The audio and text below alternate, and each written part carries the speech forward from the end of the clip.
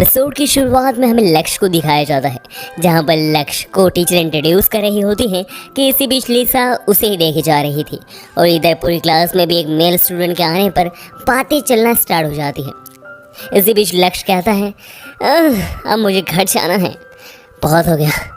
इसी बीच फिर लक्ष्य को टीचर उसकी जगह बताती है और जैसे ही लक्ष्य उस जगह पर जाता है वो देखता है कि एक लड़की वहाँ पर बैठी हुई है और हैरानी की बात ये होती है कि लक्ष्य उसे पहले से ही जानता है।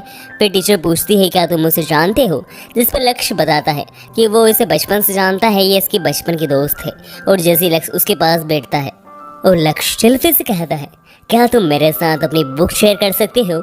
इस जगह पर सिल्फी बिल्कुल उसे इग्नोर करे जा रही थी। इस जगह पर लक्ष्य फिर धीरे से कहता है क्या तुम मेरे साथ बुक प्लीज शेयर कर सकती हो।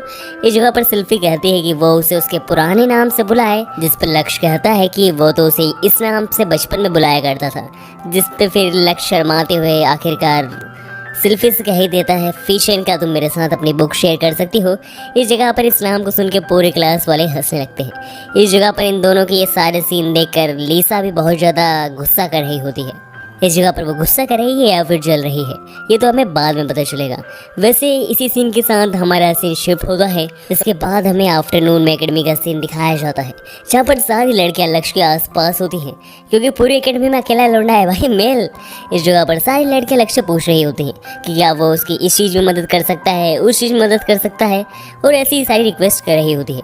इस जगह पर लक्ष्य बड़ा परेशान होता है। इस जगह पर लिसा भी बहुत जल रही होती है कि आखिर ये सब लोग लक्ष्य के पीछे क्यों पड़े हैं। इस जगह पर लक्ष्य को बहुत जलन हो रही होती है उस लड़की से, इसलिए लिसा भी फेवर लेकर लक्ष्य के पास जाती है और उससे कहती है कि क्या तुम मेरे केयर टेकर या फिर असिस्टेंट बनोगे।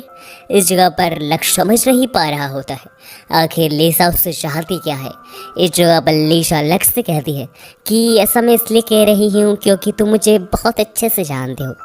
इस जगह पर लिसा ये सारी बातें कह रही होती है कि इसी बीच वहाँ पर लक्ष्य की बचपन की दोस्त सेल्फी लिसा से कहती है कि तुम्हें पता है ना तुम क्या कह रही हो। इस जगह पर लिसा सेल्फी को देखकर कहती है तुम तो अंग्राम एरिया की फाइनेंशियल कॉन्ग्रेंट की बेटी हो ना। इस जगह पर लिसा सेल्फी को खाने के लिए कुछ देती है और कहती है कि इस जगह पर तुम्हारा कोई काम नहीं है, तुम यहाँ से चले जाओ। इस जगह पर माहौल गरमाने लगता है। इन दोनों की मानो अब लड़ाई शुरू होने ही वाली थी कि तभी वहाँ पर एक लड़की आ जाती है जिसका नाम लूसीफर है। और लूसीफर इन दोनों लड़की से कहती है कि लक्ष्य को टीचर बुला रही है और उसके बाद वो लक्ष्य को लेकर बाहर आ जाती है। इस जगह पर लक्ष्य बाहर आते से ही समझ जाता है कि लूसीफर ने असल में ये झूठ इसलिए बोला ताकि उन दोनों की लड़ाई ना हो। इस जगह पर लक्ष्य लूसीफर को इसलिए थैंक यू कहता है, पर इस जगह पर लक्ष्य लूसीफर से पूछता है कि आखिर तुमने मुझे इतनी दूर एकेडमी से क्यों लाई। इस जगह पर लूसीफर लक्ष्य को बताती है कि क्या तुम्हें पता है ब्लैक हीरो के बारे में। इस जगह पर लूसीफर लक्ष्य से सरकाज़म में बात कर रही थी। इसका अंदाज़ा लक्ष्य को भी लग जाता है और उससे पता लग जाता है कि लूसीफर को उस पर शक है। इस जगह पर लक्ष्य थोड़ा परेशान हो जाता है। इसी के साथ हमें अगले सीन में काली कोठरी का सीन दिखाया जाता है, जहाँ पर हम दो लोगों को देखते हैं, जहाँ पर हमें पता चलता है उनमें से एक तो लक्ष्य है और दूसरा असल में लक्ष्य का बड़ा भाई फ्यूजल है और फ्यूजल लक्ष्य की स्वाट देख रहा होता है। इस जगह पर लक्ष्य कहता है कि वो इस बार कम से कम लोगों को मारना चाहता है। इसी के साथ फ्यूजल हंसता है और हमारा ये सीन भी कट हो जाता है। Guys story episode by episode और भी ज़्यादा इंटरेस्टिंग होती जा रही है। वैसे गाइस इसके बाद हमें नेक्स्ट डे मॉर्निंग का सीन दिखाया जाता है, जहाँ पर हम देखते हैं कि लक्ष्य उठते हुए अपनी आंखें खुल रहा होता है। इसी बीच उसे कुछ महसूस होता है और वो घबरा जाता है और वो अपने साइड में सेल्फी को देखता है। असल में सेल्फी उसके साइड में ही पूरे रात से बेड में सो रही थी।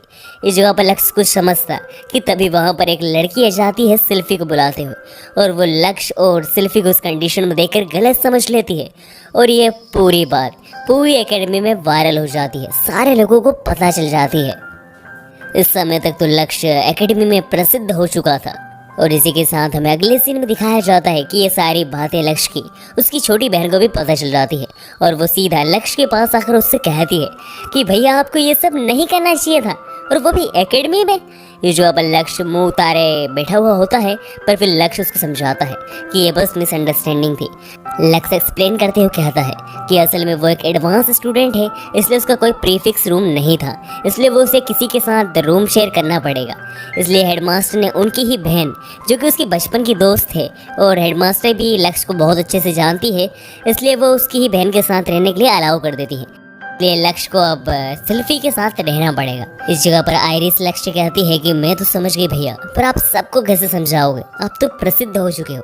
और वो यहाँ कहकर आयरिस वहाँ से चली जाती है। इसी के साथ हमारा सीन भी शिफ्ट हो जाता है और हम अगले सीन में देखते हैं कि लक्ष्य अपने काम पर आया हुआ था, क्योंकि लक्ष्य एकेडमी में आने के बावजूद अभी भी एकेडमी के अंदर ही लोगों का काम करके अपनी अर्निंग कर रहा है।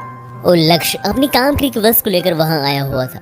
लक्ष्य वहां पर लीसा को सोया हुआ देखता है और फिर हम देखते हैं कि नेक्स्ट सीन में लीसा उठ जाती है और वो लक्ष्य को देख रही थी। इस जगह पर लक्ष्य लीसा को समझाता है कि वो असल में यहाँ पर एक अपनी काम की रिक्वेस्ट को लेकर इंपीरियल मैकेनिक से मिलने आया है। उन्होंने यहाँ पर उसे काम पे बुलाया है। इस जगह पर लीसा कहती है कि वो मैं ही हूँ जिसने तुम्हें काम पर बुलाया है, मैं ही इंपीरियल मैकेनिक हूँ। इस जगह पर लीसा बताती है कि उसने लक्ष्य को किसी काम के लिए नहीं बुलाया है। असल में वो बताती है कि उसने लक्ष्य का वाइवन ठीक कर दिया है। इसको देखकर लक्ष्य बड़ा हैरान होता है कि आखिर लीसा ने उसका वाइवन क्यों ठीक किया। इस जगह पर लीसा थोड़ी शर्मा कर फिर कहती है कि मैंने तुम्हारा वाइवन इसलिए ठीक किया क्योंकि तुम हमारे एकेडमी के मेंबर हो और ये किंगडम नया नया बना है, तो तुम्हारे जैसे सोल्जर की हमें ज़रूरत है। इसलिए मैंने तुम्हारा वाइवन ठीक कर दिया ताकि तुम इससे लड़ सको। बिना वाइवन के तुम लड़ोगे कैसे। इस जगह पर लक्ष्य लीसा का थैंक यू करता है और फिर लीसा लक्ष्य को उसकी वाइवन की स्वाड दे देती है। और इसके बदले लक्ष्य भी लीसा से कहता है जितना उससे हो सकेगा वो सच में अपने नए किंगडम के लिए ज़रूर करेगा। और इसके बाद हम नेक्स्ट सीन में फिर से एक अंधेरी जगह को देखते हैं जहाँ पर कई सारे लोगों की लाशें पड़ी होती हैं। इन्हीं सब के बीच में लक्ष्य का बचपन वाला रूप यानी किड वर्जन किसी के सामने बैठा होता है और वो कोई और नहीं ब्लैक हीरो होता है। ब्लैक हीरो लक्ष्य के ऊपर तलवार पॉइंट कर कहता है जितनी हो सके उतनी मौतें होनी चाहिए। इसके बाद हमारा सीन थोड़ा धुंधला होता है और हमें दिखाया जाता है कि यह सारी चीज़ें असल में लक्ष्य सपने में देख रहा था। इसी बीच हमें दूसरी तरफ पर फिर से सीन दिखाया जाता है जहाँ पर हेडमास्टर सारी लड़कियों को बता रही होती है कि एक बड़े एबिस ने किंगडम पर हमला कर दिया है और नाइट्स होने के नाते उन्हें रोकना तुम्हारा काम है। और वो टीचर उन्हें ये भी बताती है कि इस मिशन में उन्हें कुछ लोगों की मदद भी मिलने वाली है। और इसके बाद हम देखते हैं कि सारे नाइट्स अपने मिशन में जाने लगती हैं। इस जगह पर लक्ष्य भी वहाँ जाता है। लक्ष्य को देखकर लीसा उसे जबरदस्ती बताने लगती है कि वो मिशन पर जा रही है। इस जगह पर लक्ष्य कहता है कि अपना ध्यान रखना। इस जगह पर लीसा कहती है कि वो बहुत ज़्यादा ताकतवर है, उससे कुछ नहीं होगा। इस जगह पर लक्ष्य कहता है ठीक है। और इसी बीच लूसीफर वहाँ आती है और लक्ष्य को बताती है कि तुम्हें भी मिशन पर जाना होगा, बट अभी तुम न्यू स्टूडेंट हो तो तुम मिशन पर नहीं जा सकते। लक्ष्य को थोड़ा अजीब बिहेव करता हो देखकर आयरिस उससे पूछती है कि बड़े भैया कुछ दिक्कत है क्या। इस जगह पर लक्ष्य कहता है कि एक साथ दो एबिस का आना ये कुछ कॉन्सिडेंस तो नहीं लग रहा। इसी बीच हम देखते हैं कि सारे नाइट्स अपने मिशन पर चले जाते हैं और फिर जैसे ही वो वहाँ पर मिशन पर पहुँचते हैं वो देखते हैं कि पानी जैसी चीज़ कुछ मूव कर रही है। इसी दौरान जैसे ही लीसा कुछ हमला करती है उस पानी जैसी चीज़ पे, वैसे ही वहीं पर फिर से एक वही फ्लूट वाला आ जाता है और वो अपने फ्लूट को बजा देता है। और इस बार इस फ्लूट की आवाज़ को लीसा भी सुन लेती है और वो सोचने लगती है कि आखिरी आवाज़ कहाँ से आ रही है। इसी बीच सबका ध्यान जाता है कि एक वाटर मॉन्स्टर पूरी अजीब तरीके से मूव कर रहा है और वो फूट जाता है और उसके अंदर से कई सारे ग्लेशियर ड्रैगनाइट्स निकलते हैं जो कि बहुत ही ज़्यादा खतरनाक लग रहे थे। इसी बीच वही इविल पर्सन जो फ्लूट बजा रहा था आखिरकार पर्दे से बाहर आ जाता है और वो लीसा के सामने अपने ड्रैगनाइट को लेकर आ जाता है। इस जगह पर लीसा उसे देखते से ही समझ जाती है कि आखिर ये कौन है। इस जगह पर लीसा उसे देखकर कहती है कि तुम तो इंपीरियल कैपिटल में रहते हो ना किंगडम की। जिस पे वो पर्सन कहता है प्रिंसेस आपने बिल्कुल सही कहा, असल में मैं नाइट मैक्सटन का चीफ हूँ, यानी आप सबका चीफ। इस जगह पर लीसा कहती है इसका मतलब तुम हम सबको धोखा दे रहे हो, किंगडम को धोखा दे रहे हो। जिस पे वो पर्सन कहता है कि ऐसा कुछ नहीं है, असल में मैं इस किंगडम को और बेहतर बनाना चाहता हूँ अपने राज में। और वो पर्सन ये सारी बातें कहने के बाद सीधा लीसा के ऊपर फिर से हमला शुरू कर देता है। वो अपनी फ्लूट बचाता है और फिर सारे ग्लेशियर लीसा पर हमला करना शुरू कर देते हैं। शुरुआत में तो लीसा अपने अटैक से ग्लेशियर को आराम से हरा पा रही थी, पर कुछ देर बाद वो सारे ग्लेशियर्स क्वांटिटी में ज़्यादा थे और वो अलग अलग डायरेक्शन से हमला कर रहे थे, इसलिए लीसा अपने आप को प्रोटेक्ट नहीं कर पा रही थी। इसी बीच हम दूसरी तरफ देखते हैं कि एक ड्रैगनाइट वापस बेस में आता है और वो सबको बताता है कि लीसा आप कमज़ोर पड़ रही है, इस जगह पर वो ड्रैगनाइट सारी बातें बता देता है कि असल में वहाँ पर कई सारे ग्लेशियर आ चुके हैं और लिसा उन सबको नहीं संभाल पा रही है। इस जगह पर ये सारी बातें सुनकर लक्ष्य निश्चय कर लेता है कि वो लिसा की मदद करने जरूर जाएगा। इस जगह पर उसकी छोटी बहन उसे रोकती है कि अगर आपने ब्लैक स्वॉर्ड का इस्तेमाल किया तो आप जानते हो आपके साथ क्या होगा। इस जगह पर लक्ष्य कहता है कि वो इसका इस्तेमाल नहीं करेगा और जाने से पहले लक्ष्य लूसीफर से कहता है कि तुम बेस और मेरी बहन का ध्यान रखना। और इसी के साथ हमें बैटलफील्ड का सीन फिर से दिखाया जाता है, जहाँ पर हम देखते हैं कि सारे ड्रैगनाइट्स हताश हो चुके थे क्योंकि ग्लेशियर की क्वांटिटी कम ही नहीं हो रही थी और वो किसी को भी हरा भी नहीं पा रहे थे।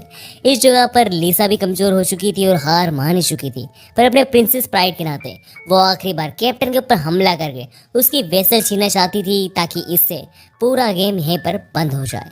इस जगह पर वो ऐसा करने तो चाहती है पर कैप्टन धोखे से लिसा को हरा देता है और वो लिसा को मारने से पहले सबसे पहले उसकी चेस्ट के नीचे एक छेद करके उस जगह को फाड़ता है और कहता है, तुम्हें ये लोगो या फिर साइन याद है? ये किसने बनाया पता है तुम्हें? इसे मैंने बनाया था स्लेव। तुम स्लेव हो, तुम प्रिंसेस नहीं स्लेव हो और मैं तुम्हें कभी प्रिंसेस नहीं मारूंगा। इस जगह पर कैप्टन ये कहते से ही सीधा प्रिंसेस को मारने के लिए तैयार हो जाता है। इस जगह पर प्रिंसेस सोचती है कि मैं एक बिल्कुल अनवर्दी प्रिंसेस रही हूँ, मैं कुछ नहीं कर पाई और आखिरकार मैं इस बैटल को हारी गई हूँ। इस जगह पर कैप्टन जैसे ही प्रिंसेस को मारने ही वाला था उसी समय सही समय पर लक्ष्य वहां पर आ जाता है और स्वॉर्ड को रोक लेता है। इस जगह पर लक्ष्य भी अपने बेलबोरिन से इसको संभाल नहीं पाता और कुछ देर में लक्ष्य का बेलबोरिन भी तबाह हो जाता है। इस जगह पर लक्ष्य हार नहीं वाला होता है कि इस जगह पर वो फाइनली डिसाइड कर लेता है कि वो अपने ब्लैक स्वॉर्ड का इस जगह पर इस्तेमाल करेगा और जैसे ही वो अपने ब्लैक स्वॉर्ड को निकालता है वहां पर बहुत ही एनर्जेटिक माना महसूस होने लगता है और लक्ष्य अपनी ब्लैक स्वॉर्ड की फॉर्मेशन बनाकर कुछ शब्द कहने लगता है, जैसे कि वो जो गॉड का फ्लैश भी खा जाता है, वो जो अभी स्वर्ग को चीर के बाहर आएगा, आकीरा।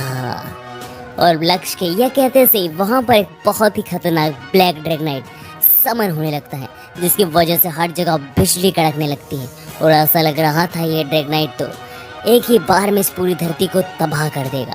उस ड्रैगनाइट को देखकर सारे लोग घबराने लगते हैं कि आखिर इतना पावरफुल ड्रैगनाइट किसी के पास कैसे हो सकता है। उसकी पावर को महसूस करके लिसा भी घबरा रही होती है और इस जगह पर कैप्टन भी बहुत ज़्यादा डर चुका होता है कि आखिर ये क्या